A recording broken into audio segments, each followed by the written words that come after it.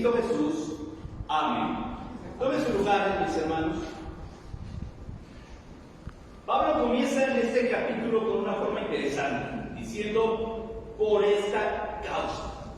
Recordemos que la epístola, hermanos, tiene un contexto interesante. Era una carta circular.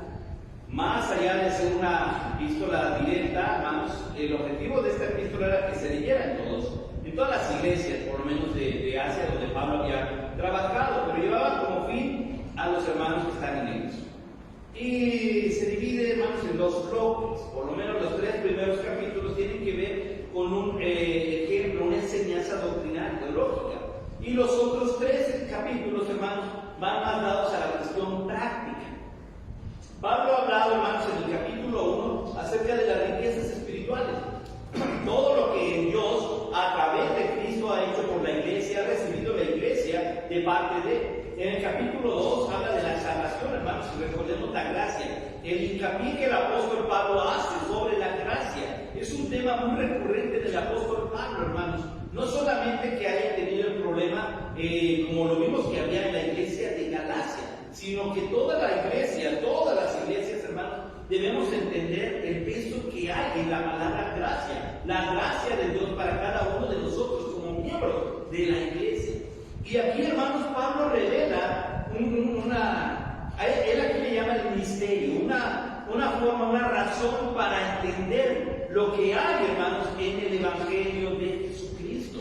Y el Evangelio de Jesucristo, el plan de salvación, es que todos los que crean puedan alcanzar salvación. No está diseñada la salvación para una etnia únicamente de aquí en la tierra, sino que para que todo aquel que crea, que escuche el Evangelio, crea en el mensaje del Evangelio, pueda proceder al arrepentimiento. Y entonces por eso es que inicia diciendo, por esta causa. Ya expliqué esto, ahora viene una causa. Dice, por esta causa, yo Pablo, y mire cómo se presenta, prisionero de Cristo Jesús, por vosotros los gentiles. Esta palabra, hermanos, acerca del prisionero de Cristo, no solamente implica, hermanos, que él está sujeto a la voluntad de Dios y que está llegando y escribiendo y visitando las iglesias por obra de Dios, sino que también tenemos que entender, hermanos, dónde surge esta epístola. Esta epístola, hermanos, es de las llamadas epístolas de la prisión. Así que así como Cristo se volvió el amo, el Señor, es sobre la voluntad del apóstol Pablo, el hecho de que estas sus cadenas en ese momento que escribe también eran una causa para Pablo decir, soy prisionero por Jesucristo, soy prisionero por causa de Jesucristo y soy prisionero a causa de mi predicación de Jesucristo entre los gentiles. Por eso dice así, no los está culpando, está diciendo es la razón por la cual yo estoy preso, Juan, que he llevado el Evangelio a donde otros no han llegado. He podido ser usado por Dios de esta manera. Mire, si es que habéis oído de la administración de la gracia de Dios que me fue dada para con vosotros. Pablo, hermano, recibe un llamado de parte de Dios en específico. Y él, cuando Ananías, ¿se acuerda? Es mandado por Dios a orar por el apóstol cuando estaba siendo Saulo, que no veía. Dios le dice a Ananías, este va a llevar el Evangelio a reyes, a gobernantes, a todos los lugares donde él jamás se ha imaginado. Yo lo voy a usar, me es instrumento, así que quiero utilizarlo de esa forma. Hermanos, cuando se da el primer concilio en Jerusalén, llegan a un acuerdo específico, porque estaba Bernabé, estaba el Pablo, hermanos, hablando acerca de lo que había ocurrido en las iglesias donde ellos habían ido a predicar. Y hubo un acuerdo, hermanos, guiado por el Espíritu Santo, diciendo, nosotros, los apóstoles, los que estaban en Jerusalén, nos vamos a quedar con la circuncisión. Vamos a ir y predicar a los de la circuncisión al pueblo judío. Pero Pablo y Bernabé fueron enviados, hermanos, a la incircuncisión. ¿Qué significa esto? A los gentiles. Entonces aquí dice esto, yo tengo una instrucción de Dios, por parte de Dios, para ir y predicarle a ustedes. Entonces Pablo está hablando, hermanos, de sus credenciales. El Espíritu Santo, Dios es el que me comisionó y estoy en una prisión por causa de mi lealtad a ese llamado de Jesucristo, que por revelación le fue declarado el misterio, como antes lo he escrito brevemente. ¿Cuál es ese misterio, hermanos? La gracia, la salvación. La gente no lo entendía, lo entendieron, y acaso lo entendieron mal. Jesús llegó a aclarar cómo se habían mal interpretado los escritos veterotestamentarios. ¿Por qué? Porque hicieron, hermanos, el pueblo judío, hicieron su propia perspectiva del Evangelio. ¿Y sabe qué hicieron? Pues sacaron sus libros, sacaron sus escritos, y para el judío, hermanos, tenía tanto peso la escritura, la ley, como aquellos que eran como la tradición oral, como el Talmud, el Alajá, que es la tradición oral, o sea, todo ese tipo de cosas. Y Jesús les dijo: ustedes han hecho un problema porque pusieron a la par sus tradiciones con la palabra de Dios. ¿Y cuál es el problema? Que ahora terminan ignorando la palabra de Dios. Entonces se volvió un misterio. ¿Cuál es ese misterio? Que la salvación es para todos. ¿Cómo lo sabemos? Porque Pablo lo explica más abajo.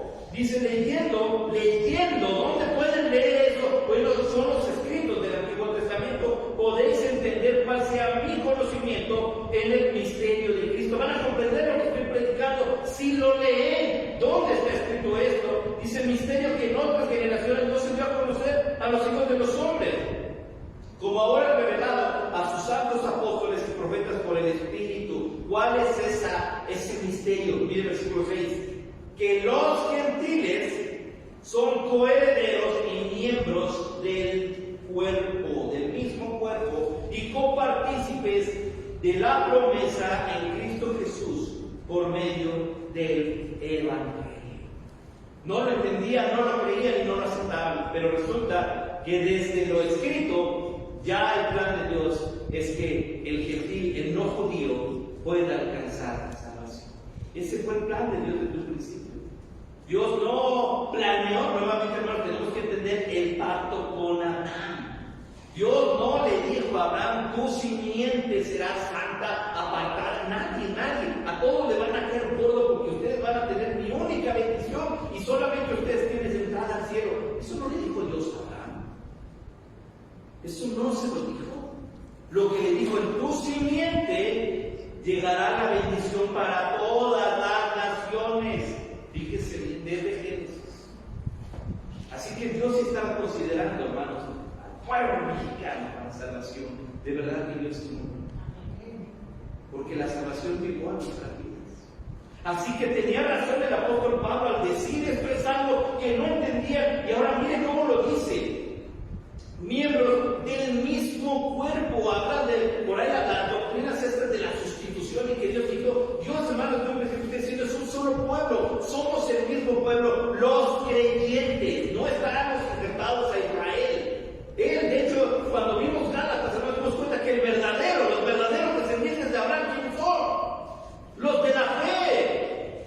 Esos son los herederos del cielo. Aquí el Señor, a través de Pablo, nos dice lo mismo: es un solo pueblo. ¿Cuál? El pueblo de santos, el pueblo de creyentes. ¿Cómo lo sabemos? Por medio de Jesucristo. Él es la promesa.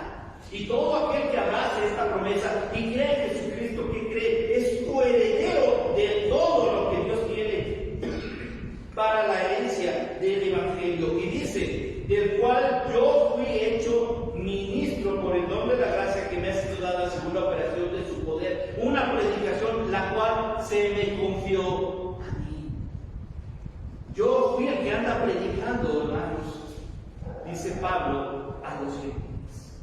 Ahora, no fue el único, claro que no, pero sí fue el que fue utilizado por Dios para esta forma. Recordemos, hermanos, que el apóstol Pablo aprendió a predicar a los gentiles a través de la enseñanza de Bernabé. Fue Bernabé que le enseñó, fue Bernabé que lo fue a llamar, fue Bernabé que le apoyó, fue Bernabé que lo llamó a Antioquía, fue Bernabé. Cuando se separa Pablo y Bernabé, bueno, Pablo va para un lado, pero Bernabé se va para el otro lado, siguiendo el evangelio de los gentiles. Tal es el punto que cuando Pablo le escribe a Timoteo, le dice: ¿sabes qué? Mándame al alumno de Bernabé, que era Juan Marcos. Necesito que esté aquí. No sabemos qué le iba a decir a Juan Marcos. Pero Pablo dice: tengo un plan con Juan Marcos. Dice que mándamelo, porque el evangelio de los gentiles tiene que seguir. Ahora vemos también, hermanos, cómo fue confirmado el ministerio de los gentiles a través de los apóstoles. Pedro fue comisionado para ir, hermanos, por lo menos a Antioquía. ¿Se acuerdan de Gálatas? Tuvo que ir y ver cómo estaba trabajando Pablo en Antioquía con respecto al ministerio en aquella zona, en Antioquía de Siria. Así que, hermanos, Pablo se vio respaldado por esto. No es que haya dicho que tengo un proyecto muy personal. Pablo dice: yo fui comisionado, yo fui enviado, el Espíritu Santo me dio esto según la operación de su poder. Tengo esta bendición. Si bien el Evangelio, hermanos, cuando Dios le dice a Pedro: te voy a dar las llaves, recordemos que no está hablando de que iba a estar sentado ahí con 2 llaves grandotas en las manos. Dios, el Señor Jesús no dijo eso. Estaba hablando del acceso al Evangelio, y el primero en levantarse a predicar fue el apóstol Pedro. Y de ahí se soltó una red de predicaciones. Ahora, fue el primero en predicarle a los gentiles. No fue Pablo, fue Pedro. ¿Cómo? Cuando fue enviado a la casa de Cornelio. Así que sí, Dios le dio la llave, tú abriste la puerta y empezó a fluir el Evangelio. Pablo llega, hermanos, con esta administración ya con una encomienda. Tú vas a trabajar en esa área. Así que Pablo le dice a la iglesia de Éfeso: ¿saben qué, hermanos? Esta es la causa por la cual el Evangelio llegó a ustedes. Porque Dios está haciendo partícipe a todas las naciones del regalo del Evangelio, de Jesucristo, de la salvación que es en Cristo Jesús. Ahora dice, miren cómo lo expresa en el 8: a mí, que soy menos que el más pequeño de todos los santos. Cuando leemos 1 Corintios 15, hermanos, donde Pablo habla del Evangelio, precisamente, Pablo, se presenta a sí mismo diciendo: al último que se apareció, ¿se acuerda? Fue a mí. Todavía dice como un abortivo, ya el último, ya que ni se esperaba y que tenía una esperanza por ahí. El Señor se me aparece y me comisiona y me encomienda y me habla y me manda a predicar.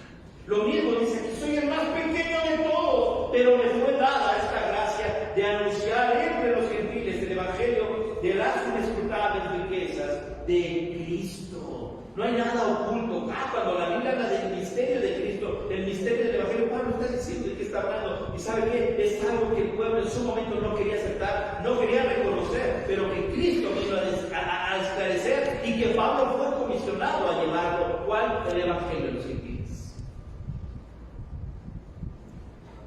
Y de aclarar a todos cuál sea la dispensación del misterio escondido desde los siglos en Dios, que creó todas las cosas. Llegó el tiempo en que ustedes escuchen abiertamente esto y no solamente estén a la expectativa de si son o no son, o sigan con la cuestión ritualista, religiosa, pagana. Estos son de Éfeso, hermano. Recordemos que estaba la cultura griega, no en su apogeo como tal, porque ya la cultura, hermano, el imperio era Roma. El idioma del imperio era el latín, pero la conquista griega, hermanos, fue tremenda, que todo se hablaba, todo se negociaba y se hacía en griego. Entonces estas culturas estaban muy influenciadas precisamente por eso. Y le dice: sí, llegó el tiempo en que ustedes también lo puedan comprender. Ahora miren cómo lo presenta: para que la multiforme sabiduría de Dios sea ahora dada a conocer por medio de la iglesia, los principados y potestades en los lugares celestiales, que todos se escuchen. Pero cuando habla de la multiforme, habla del plan de Dios hacia todas las naciones. Y esto es interesante porque la idea que da aquí, hermanos, es un contexto en griego que hace pensar un ramo de flores, que tiene muchas flores, de muchas diversas flores y de muchos colores, pero están en la mano y están en el ramo.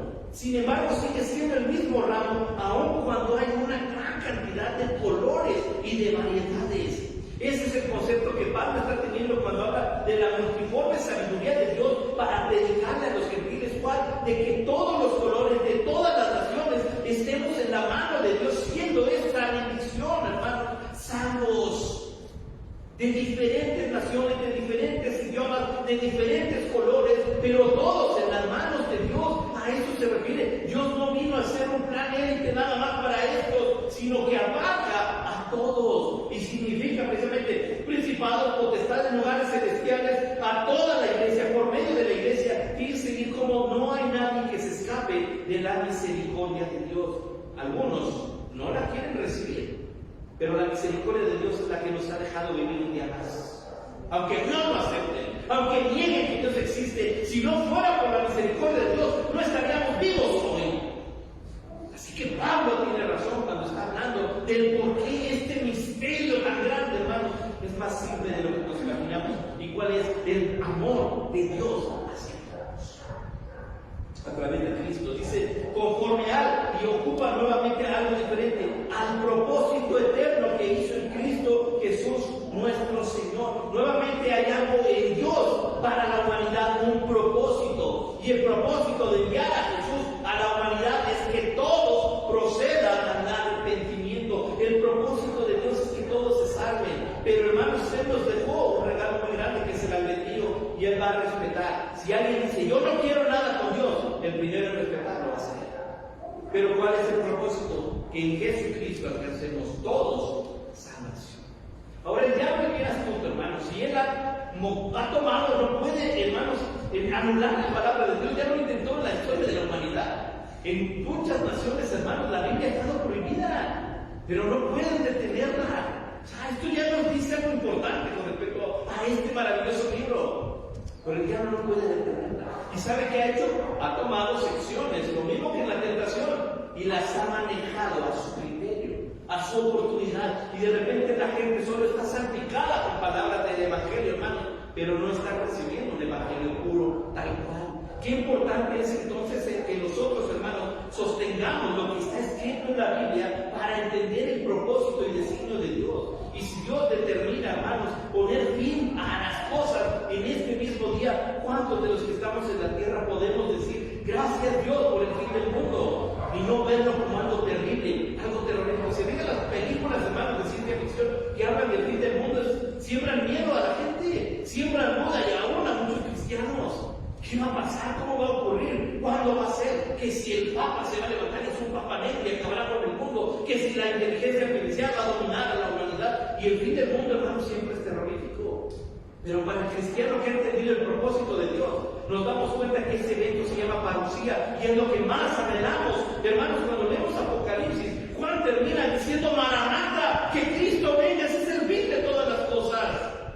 ¿Cuál es el miedo y el propósito de Dios para la humanidad de la salvación? Así que lo que más debiéramos anhelar es estar en la presencia de Dios. Hay un propósito glorioso, hermanos, detrás de todo eso. En quien tenemos, miren lo que sigue, en quien tenemos seguridad en todas las cosas y acceso con confianza por medio de la fe, pero no tan solo la fe, sino de la fe en Él. No es una fe, hermanos, suicida, de no sabemos qué más, sino una fe en Jesucristo. La fe en Dios, la fe, hermanos, que impacta, la fe que viene como virtud, como parte del fruto del Espíritu Santo, la fe que viene por el oír la palabra de Dios, esa fe. Y no podemos, hermanos, sin esa fe. Tenemos que admitir, hermanos, que esa fe es la clave para nuestra salvación, porque por gracia somos salvos, ¿se acuerdan? Por medio de la fe. Fíjense bien, la gracia está, es Jesucristo, pero nosotros tenemos que ejercitar esa fe. Y cuando hablamos de decir a Dios, Señor, dame fe, los apóstoles llegaron con Jesús, ¿acuerdan? Le dijeron, aumentanos la fe. Jesús le dijo, sí, va, pim, pum, paso, días, papas, va, su fe va a crecer. Jesús no dijo eso. Jesús le dijo, o tienes fe o no tienes fe. Porque dijo, si tuvieras fe, como un grano de mostaza, le dirías a la montaña, muévete. O sea, no se trata de decir, sí, te voy a dar el secreto para que aumente tu fe. O se tiene fe o no se tiene fe. No hay nada. La fe, hermanos, no es que crezca y ahora yo soy un hombre que camino porque las balas me rebotan. Ah, ¿cómo tiene fe? Claro que no.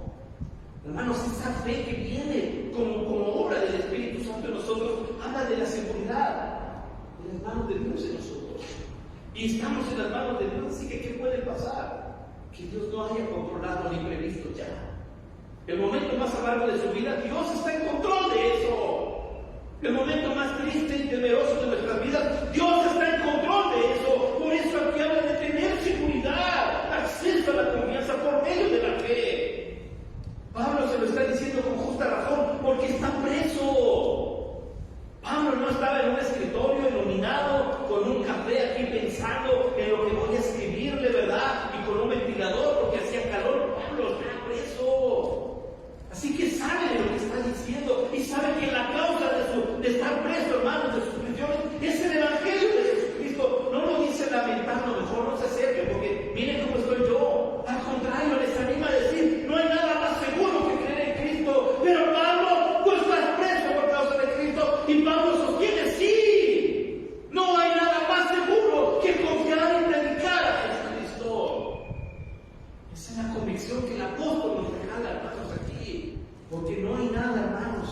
Decía en Romanos, cuando vimos en Romanos, que nos pueda apartar del amor de Dios.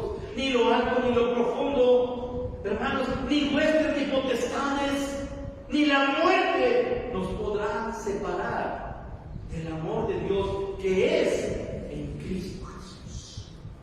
De eso Pablo está confirmando. Por eso termina este bloque con esto, hermanos, diciendo: por lo cual pido que no desmayéis a causa de mis tribulaciones por vosotros. No es culpa de ustedes que yo esté preso. No se sientan culpables, no se desanimen a seguir a Jesucristo, las cuales son nuestras glorias. Es más, mis sufrimientos por causa de los gentiles tienen que ser un motivo para glorificar a Dios. Gracias a Dios que de alguna manera el Evangelio llegó a nosotros. Hermanos, y si usted y yo tenemos una Biblia en nuestras manos, déjeme decirle que la historia de nuestro amado México costó sangre para que la Biblia pudiera llegar a la libertad que hoy tiene. Costó vida, persecuciones. Hace muchos años, hermanos, había unas personas, no había tanta librería cristiana como hoy en día. De repente, hermanos, en las ciudades grandes hay 4, 5, 6 librerías. Hay iglesias que tienen sus propias librerías. Hace años no era así, hermanos. Había ministros que se encargaban de eso, de repartir. Se le llamaba, no sé si sabía, se le llamaba colportores. Y esos colportores, hermanos, andaban con sus camionetas, con sus jeeps, con sus carros, hermanos, llevando Biblias, llevando himnarios, llevando música, llevando literatura, y eran apedreados, eran aserrados, hermanos. Yo tengo un tío que fue colportor y le voltearon muchas veces su jeep por llevar Biblias a las iglesias donde no había acceso. Sin embargo, hermanos, decía con gusto, regresaba, hermanos, se recuperaba de las heridas este canijón. Y decía: voy a llevar más Biblias ahí, donde no me dejaron entrar.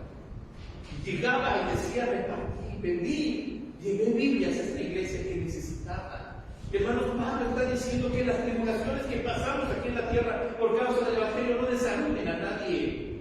Por el contrario, si nos ha de costar, hermanos, hagámoslo glorificando a Dios. Si nos ha de costar, hermanos, seamos capaces de soportar lo que el diablo pueda poner en nuestra contra, porque mayor es el que está en nosotros que el que está en él. Por esta causa, Pablo justifica su argumento de decir: yo voy a seguir predicando el Evangelio de Jesucristo a los gentiles. Gracias a lo que hizo Pablo, nosotros tenemos una Biblia. Así que Pablo nos anima. No hay nada más grande, porque miren, qué grande es el pecado en la tierra, pero nuestro Señor es mucho más grande que el pecado. Así que Pablo tiene razón para animarnos, hermanos, mejor dicho, para no desanimarnos por causa de él. Padre, gracias te damos por tu palabra, bendita palabra que sale de tu boca, Señor, y que nos anima, nos exhorta a seguir adelante en fidelidad y en integridad, y Señor, con gratitud, porque tu plan de salvación desde el principio, mi Dios, tú nos habías considerado para esta oportunidad, y hemos creído que tu Hijo es el Señor y es nuestro Rey, nuestro Salvador. Así que te damos las gracias, Señor, porque gracias a Jesucristo nosotros hemos alcanzado redención. Rogamos ahora, Señor, nos fortalezcas de tal manera, Padre, que nada detenga el propósito tuyo en nosotros, para nosotros y a través de nosotros, mi Dios. Que sea tu palabra predicada por cada uno de los que conformamos esta iglesia, y que sea tu nombre glorificado por cada uno de los que integramos esta iglesia, Señor. Gracias te damos, Padre. Gracias por tu palabra. En el nombre de Cristo Jesús. Amén. Dios les bendiga, hermanos.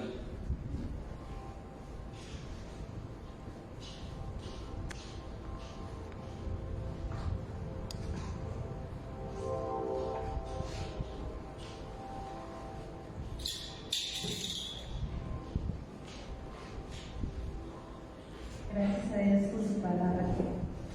Y bueno, agradecemos a nuestros hermanos que nos están viendo por Facebook, y esperamos verlos por aquí el próximo domingo, hermanos. Dios les bendiga.